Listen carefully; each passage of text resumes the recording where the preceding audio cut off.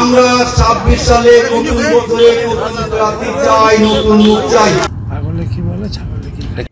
কোনো গোপন বৈঠক নয়, একেবারে সভা মঞ্চ থেকে নাম না করে তৃণমূল বিধায়কের বিরুদ্ধে সরব হচ্ছেন দলেরই নেতা কর্মীরা, যার জেরে আরও একবার উত্তর 24 পরগনার আমডাঙ্গায় প্রকাশ্যে চলে এলো তৃণমূলের অন্দরের অসন্তোষ। শুক্রবার আমডাঙ্গা বিডিও অফিসের সামনে আমডাঙ্গা ব্লক আইএনটিটিউসির ডাকে সভা হয়।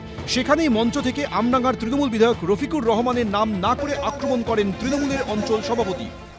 আমাদের বিধায়ক সাহেব একটু নাম না করে বললেও হবে না, এখনো কোন মিটিংয়ে আমি ডাক পাই না। ওনার সঙ্গে আমি এই পঞ্চায়েত ভোটের পরে কোনোদিন এক জায়গায় হয়নি, কারণ এমএলএ আমাকে সেই সুযোগ দেয় না। এখানেই শেষ নয়, সেই মঞ্চ থেকেই বিধানসভা ভোটের আগে এই বিধানসভা আসনে নতুন মুখকে প্রার্থী করার দাবিও তোলা হয়। আমরা আপনাকে ক্ষমতায় ভোট দিয়ে ক্ষমতায় বসেছি, আর 4-5 জন নিয়ে মিটিং করবো, গল্প করবো, এসব ছাড়ুন। আজকে আমরা লাঞ্ছিত, বঞ্চিত, অবহেলিত, যারা আইএসএফ করেছে, যারা সিপিএম করেছে, তাদেরকে নিয়ে নাচন দাচন করছে, বিভিন্ন বক্তব্য করে আর দেয় না। আমাদের দলের মধ্যে ক্ষোভ, বিক্ষোভ অনেক কিছু আছে। আগামী বিধানসভায় 1বার 2বার 3বার ওনাকে জিতেছি, চেনে না, জানে না। আমরা 26 সালে নতুন বছরে নতুন রাত্রি চাই, নতুন মুখ চাই। আপনারা কি বলছেন? নতুন মুখ চাই, আমরা ওই মুখটা দেখতে চাই না। যদি দলীয় নেতাকর্মীদের ক্ষোভের মুখে পাল্টা উত্তর দিয়েছেন আমডাঙ্গার তৃণমূল বিধায়ক। সে চাইতে নতুন মুখ, পূর্ণ মুখ, মাঝারে মুখ, যে যার করে চাইতে পারে। দলের নামে যারা আইএসএফকে সাপোর্ট করে, ইন্ধন দেয়, তাদের আমি পাত পাগলে কি বলে, ছাগলে কি, ওরা তো মানে তৃণমূল কাম আইএসএফ। যখন তৃণমূলের লোকেরা বুঝতে পারবে যে নৌকো আর থাকবে না, নৌকো উল্টানোর সময় এসে গেছে, তখন গৃহযুদ্ধ আরও বেশি বাড়বে। আর স্বাভাবিকভাবে গৃহযুদ্ধ যত বাড়বে, তৃণমূল তত দুর্বল হবে। কয়েক মাস পরই রাজ্যে ভোট, নতুন পরীক্ষা।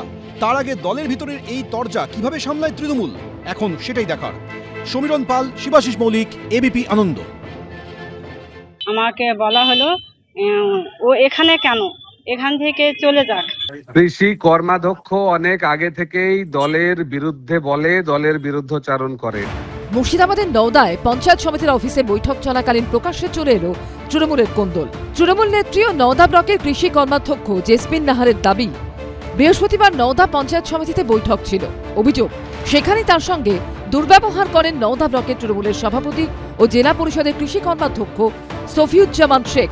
গতকাল আমি চেয়ারম্যানের চেম্বারে প্রবেশ করাই, আমাদের ব্লক সভাপতি উনি বসে আছেন, আর আমি প্রবেশ করলাম।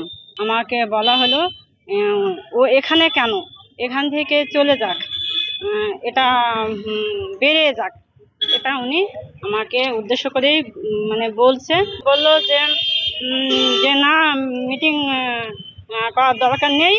স্থানীয় সূত্রে দাবি, নওদা তৃণমূল বিধায়কের সঙ্গে নওদা ব্লক সভাপতির দ্বৈরথ আগেও প্রকাশ্যে এসেছে। অভিযোগকারী তৃণমূল নেত্রী আবার বিধায়ক ঘনিষ্ঠ হিসেবে পরিচিত। ঘটনায় জেলা শাসকের কাছে অভিযোগ জানিয়েছেন তৃণমূল নেত্রী, যদিও তার তোলা অভিযোগকে গুরুত্ব দিতেই রাজি নন তৃণমূলের ব্লক সভাপতি। কৃষি কর্মাধ্যক্ষ অনেক আগে থেকেই দলের বিরুদ্ধে বলে, দলের বিরুদ্ধচারণ করে, তাই তার সাথে দল যেমন আচরণ করার সেইরকম আচরণই করবে। মুর্শিদাবাদের পাশাপাশি হুগলির চুঁচুড়ায় প্রকাশ্যে চলে এসেছে তৃণমূলের দ্বন্দ্ব। সূত্রের দাবি, চুঁচুড়ার তৃণমূল বিধায়ক অসিত মজুমদারের সঙ্গে মনোমালিন্যে ইস্তফা দেন হুগলির চুঁচুড়া পুরসভার তৃণমূল কাউন্সিলর নির্মল চক্রবর্তী। যদিও পরে তা প্রত্যাহার করে নিয়েছেন তিনি, তবে এই নিয়ে চলছে তরজা। সুদিন বিধায়কের, সম্মানীয় বিধায়কের সঙ্গে একটু মনোমালিন্য হয়েছিল। কিছু কিছু ক্ষেত্রে কিছু কথা তো খারাপ লাগে। যিনি আমাকে বলে থাকুন, তিনি নির্দেশ দিয়েছিলেন যে না পারলে পদত্যাগ করুন। তাকে আমি জানিয়েছিলাম, পদত্যাগপত্র রিসিভ কপি তাকে আমি পাঠিয়ে দিই। 2024-এ হুগলি লোকসভায় তৃণমূল জিততেও লোকসভা ভোটের ফল বলছে হুগলি চুঁচুড়া পুরসভার 30টি ওয়ার্ডের মধ্যে 14টি ওয়ার্ডে পিছিয়ে তৃণমূল। সূত্রের দাবি, পুরসভা ভিত্তিক খারাপ ফল নিয়েই বিধায়ক অসিত মজুমদারের সঙ্গে মনোমালিন্য হয় তৃণমূল কাউন্সিলর নির্মল চক্রবর্তীর। তার কারণ, ওই 8 নম্বর ওয়ার্ডেও প্রাপ্ত ভোটের নিরিখে পিছিয়ে রয়েছে তৃণমূল।